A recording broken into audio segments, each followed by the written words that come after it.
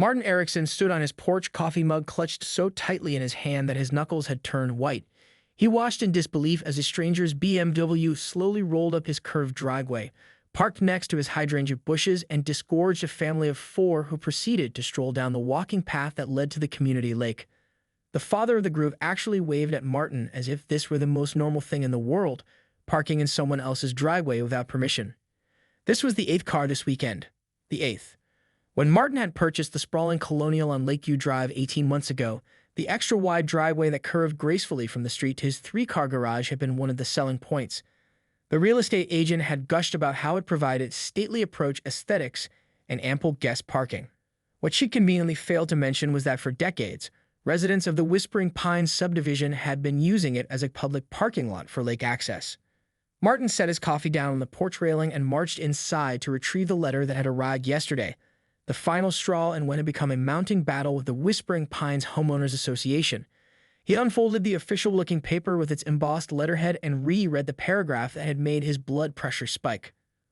Underscore per Article 7, Section 12 of the Whispering Pines HOA Covenant attached, your property at 1742 Lakeview Drive includes an established community access easement. The existing driveway configuration has historically provided parking access to the lake path and must remain available for reasonable community use.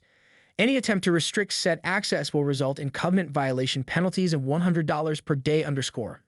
The letter was signed by Evelyn Hargrove, HOA president, whose reputation for rule enforcement was legendary in 3 counties.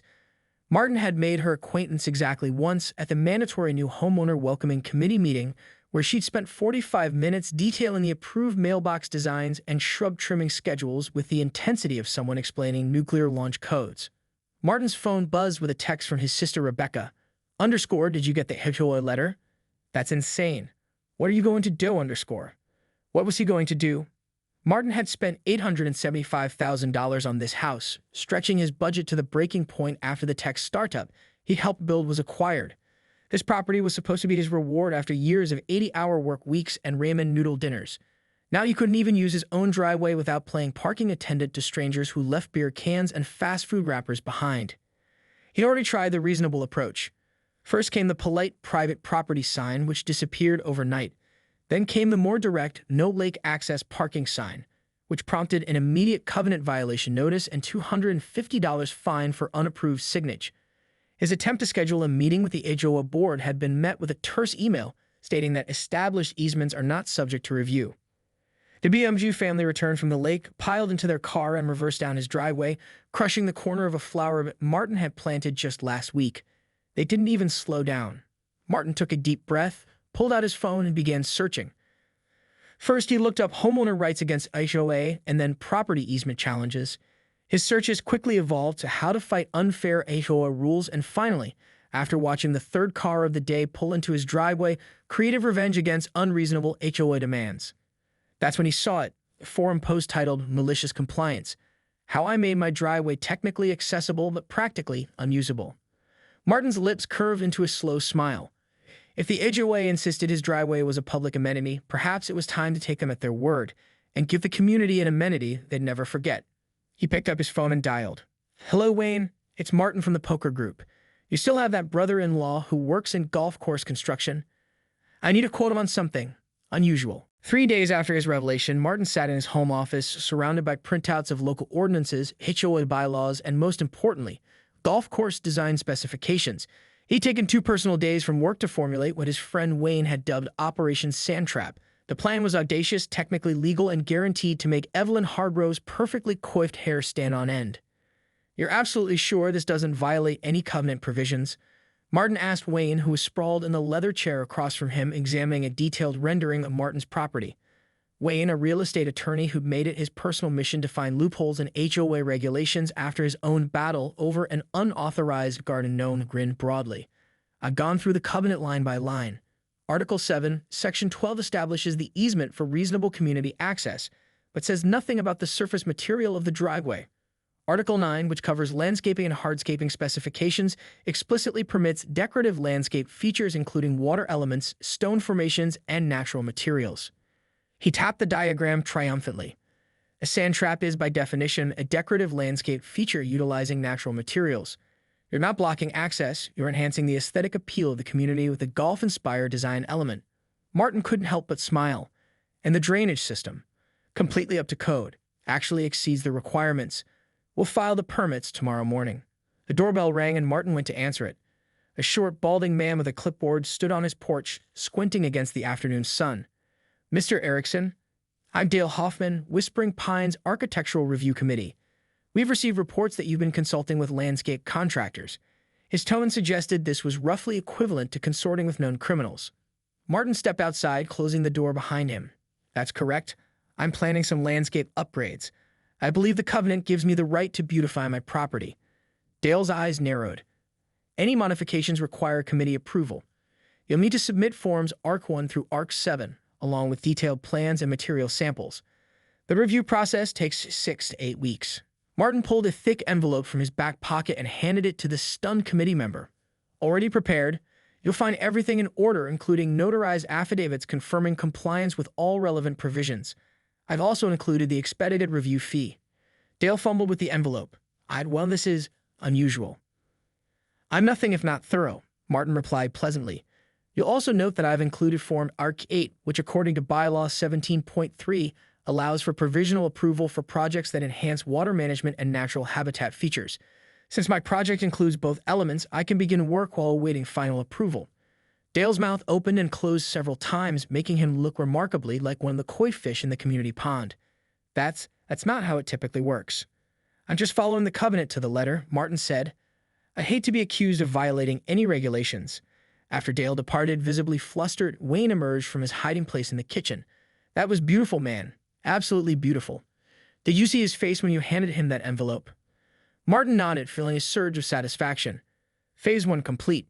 Now for the real work. The following Monday, residents of Whispering Pines awoke to the rumble of construction equipment making its way down Lakeview Drive. By 7:30 a.m., an excavator, 2 dump trucks, and a small fleet of contractor vehicles had assembled in front of Martin's house.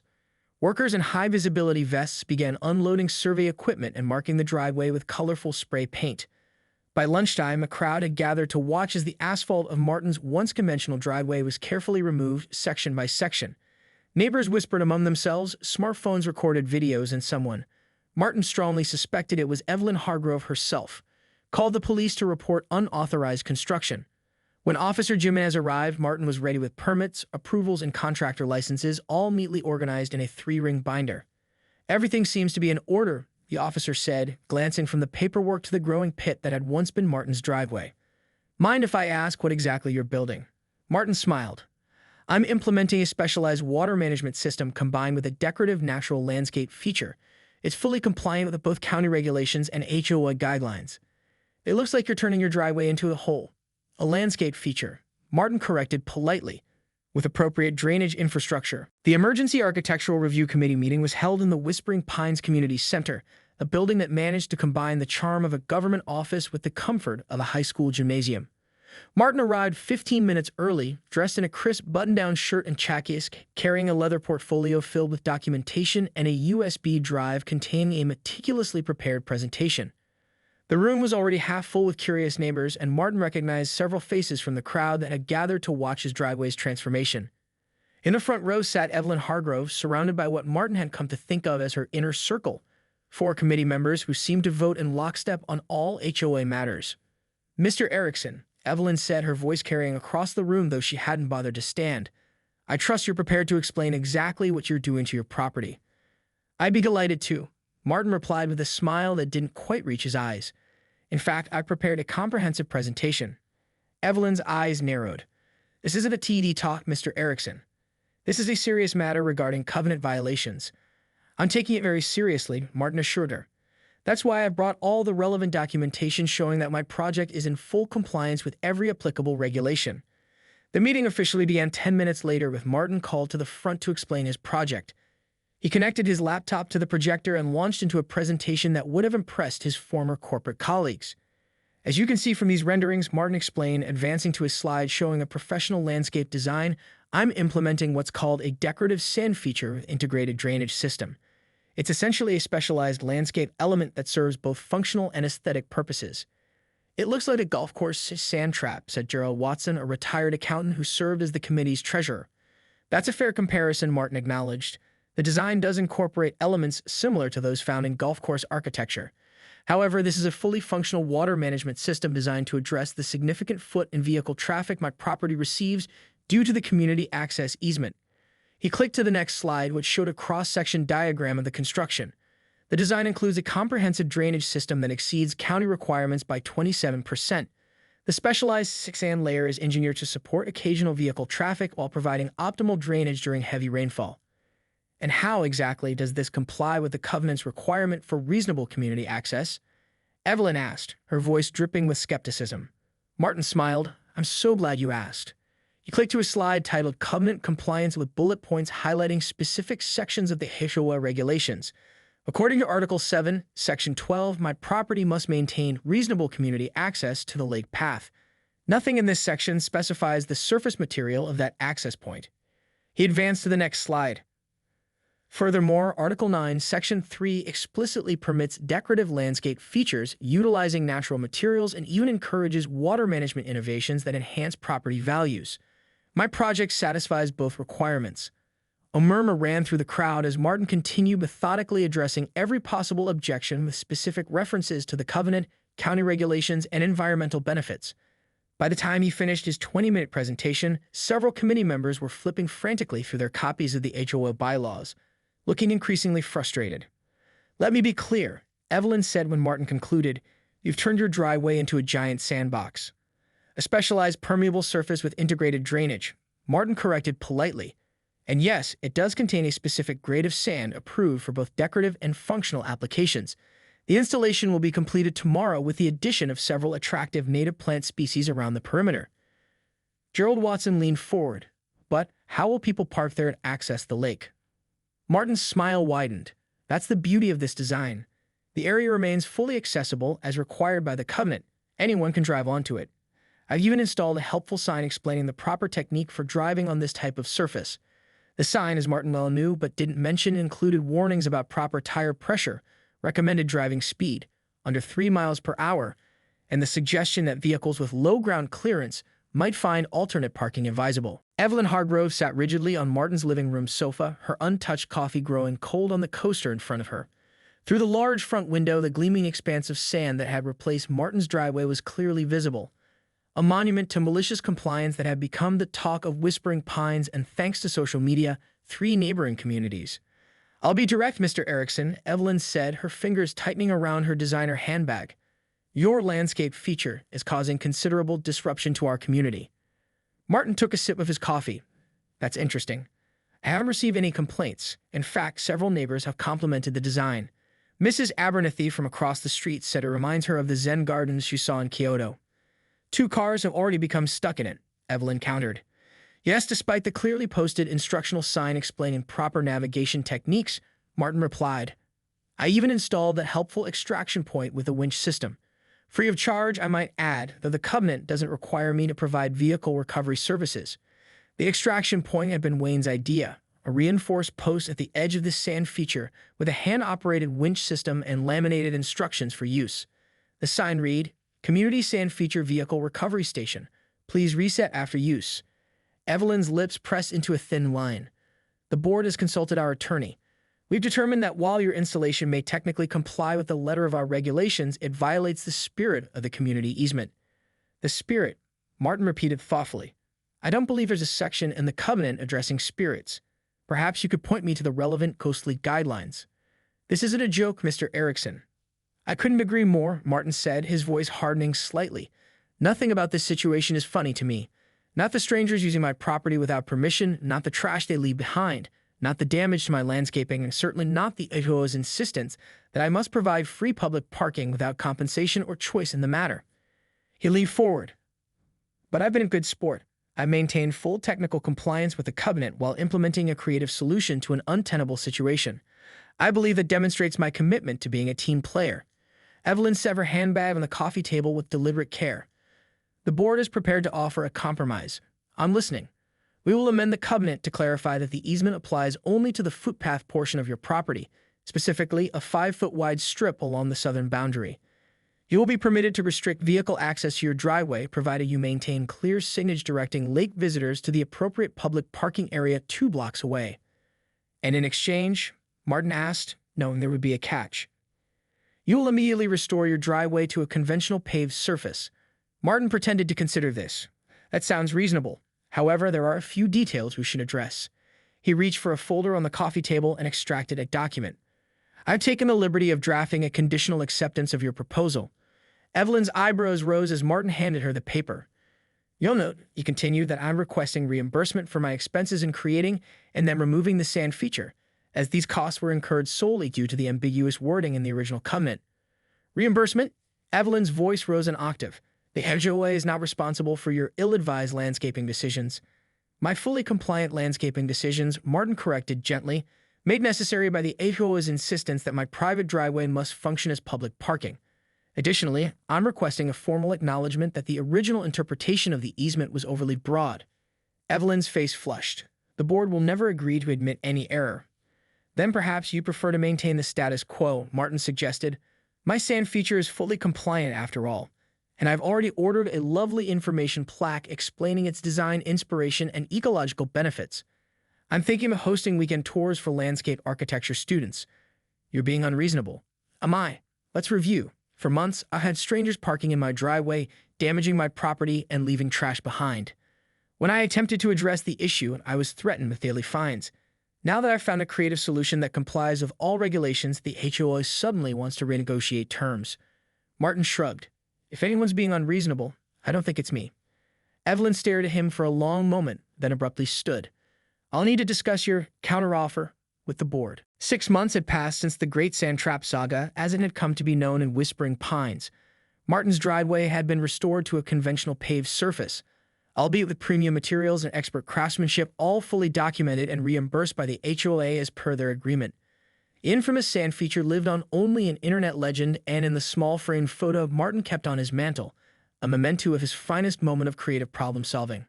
On this particular Saturday morning, Martin sat on his front porch, enjoying the mild spring weather and the peaceful sight of his empty private driveway.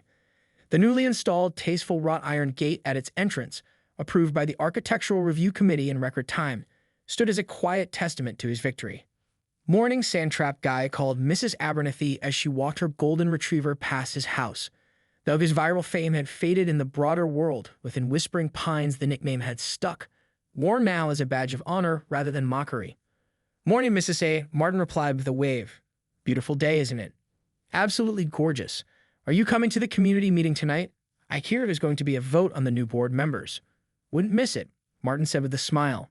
The quarterly HOA meeting that evening was held in the community center, the same room where Martin had delivered his now legendary presentation. The attendance was notably higher than usual. Community engagement had increased dramatically following what locals referred to as the sand trap incident. Martin took a seat in the middle of the room, nodding greetings to neighbors who had become considerably friendlier in recent months. Wayne slid into the chair beside him, passing him a coffee. Ready for the big reveal? Wayne asked with a knowing smile. As ready as I'll ever be, Martin replied.